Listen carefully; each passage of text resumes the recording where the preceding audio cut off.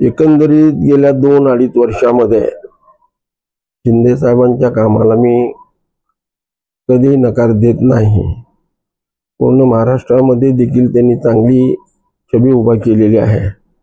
परंतु सोलापूर शहरामध्ये काम करत असताना आमदार देवेंद्र कोटे, आमदार सचिन कल्याण शेट्टी हा पालकमंत्री बाहेरचा काय आहे, बाहेरचा आहे, ते कवा लक्ष देणार, अशा एक पद्धतीच्या वावड्या बी उठवल्या होत्या काही लोकांनी। परंतु आमदार देवेंद्र कोटे आणि कल्याण शेट्टी यांनी सोलापूर शहरात कुठल्या कामाची नितांत गरज आहे ही सांगण्याची भूमिका या दोन्ही आमदारांना ठेवली त्यांच्या समोर, आणि त्यांनी त्या मागण्या माननीय मुख्यमंत्री देवाभाऊ यांच्या समोर ठेवली। आणि या सोलापूर शहरामध्ये हे गिरण गावाचं शहर आहे। या गिरण गावाच्या शहरामध्ये मिल बंद पडल्यामुळे कुठलाही नवीन उद्योग या ठिकाणी सोलापुरात आलेला नाही। आज आमच्या सोलापूर शहरामध्ये इंद्रधनुच्या मोठ्या इमारती तयार झाल्या, परंतु त्या ठिकाणी काही डॉक्टर, काही वकील, काही अधिकारी येऊन राहिले। तर आज त्या ठिकाणी जर पाहिलं तर 100 फ्लॅट रिकामे आहेत। आता कोण येणार, कोण आणि घेणार कोण, त्या सगळ्या संदर्भातला सांगोपांग विचार करून माननीय पालकमंत्री जयकुमार गोरे साहेब यांनी दोघांच्या अडचणी समजून घेतल्या आणि मुख्यमंत्र्याला सांगितल्यानंतर त्यांनी या सोलापूर शहरामध्ये विमान सेवा सुरू केली। पहिले गोव्याला सुरू केली, परवा माननीय मुख्यमंत्र्यांनी सोलापूर मुंबई विमान सेवा सुरू केली।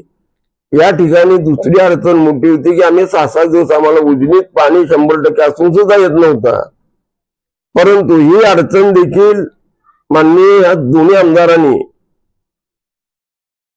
पालकमंत्र्याला सांगितलं, ती समस्या या ठिकाणी सुटली। या सगळ्या कामावर प्रभावित होऊन भाजपामध्ये प्रवेश करण्याचा निर्णय तुम्ही घेतला? हो, कारण शेवटी सोलापूर शहर चांगलं तर आम्ही चांगलं, कारण मिल बंद पडल्यानंतर आम्ही काय यातना भोगलेत हे आम्हाला माहिती आहे। दुसरी गोष्ट, या मिल कामगारांच्या चाळी ब्रिटिश काळ म्हणजे 100 वर्षापूर्वी या ठिकाणी चाळ उभा राहिली आणि गेली 4 वर्ष झाला आम्हाला हे बांधकाम आता निकामी झालेलं आहे। ह्याच्यामधून जीवितहानी होण्याची शक्यता आहे। त्यासाठी महानगरपालिकेनं टक्केर ऍडिट करून आम्हाला नोटीस दिली। त्यानंतर आम्ही माननीय दोन्ही आमदारांना सांगितलं की साहेब अशाची परिस्थिती आहे, आम्हाला अशी नोटीस आलेली आहे। केवळ B2चा सत्ता प्रकार लागलेला होता, आम्ही खरेदी करताना लागलेला नव्हता। आणि विभागीय आयुक्तांनी तसा उल्लेखही केला की बाबा हा चुकून लागलेला B2 आहे। त्यानंतर माननीय बावनकुळे साहेबांना देवेंद्र दादांनी सांगितलं ही फार म्हणजे गरजेची ही आहे किंवा कुठेतरी कुणाचा तरी मृत्यू पडेल, काय होईल याची पद्धतीची चाळ आम्ही पाहिली। त्यानंतर लगेचच त्यांनी अधिकाऱ्यांची मीटिंग लावली आणि सांगितलं की बाबा ह्याच्यात अडचणी काय आहेत, सत्ता प्रकार काय होता, हा सत्ता प्रकार लागला कसा।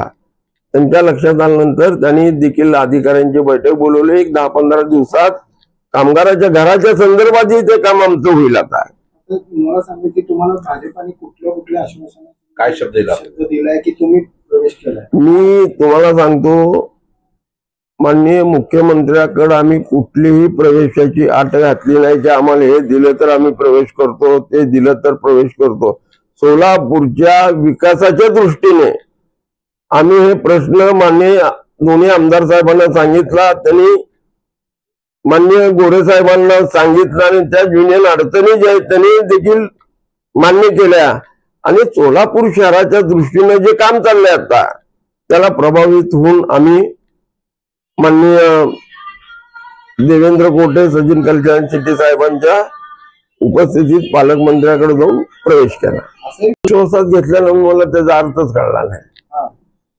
तुमचा प्रवेश घेत असताना स्थानिक आमदारांशी चर्चा करून तुम्हाला घ्यायचं न घ्यायचं हा विषय. बघा, पक्ष ज्या वेळेला पक्षामध्ये पक्षाची ताकद वाढवायची असेल तर हा इगो होऊ शकत नाही. शेवटी पक्ष मोठा झाला पाहिजे, पक्षाची ताकद वाढली पाहिजे आणि या सोलापूर शहरामध्ये आणि जिल्ह्यामध्ये जी विकासाची कामं आहेत ही तत्परतेने झाली पाहिजे. ह्या दृष्टिकोनातून हा कोणी इगो करायची गरज नाही.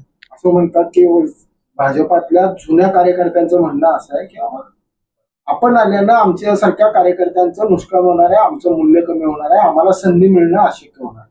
अशा कार्यकर्त्यांना काय सांगा?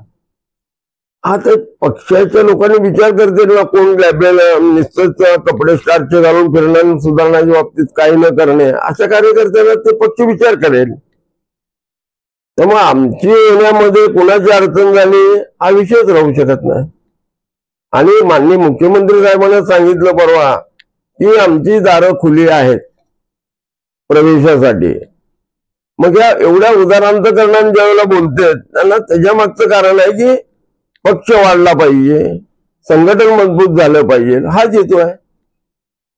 लोकदर्शन मराठी चॅनलला सबस्क्राईब करा, बेल बटनला क्लिक करा व लाईक करायला विसरू नका.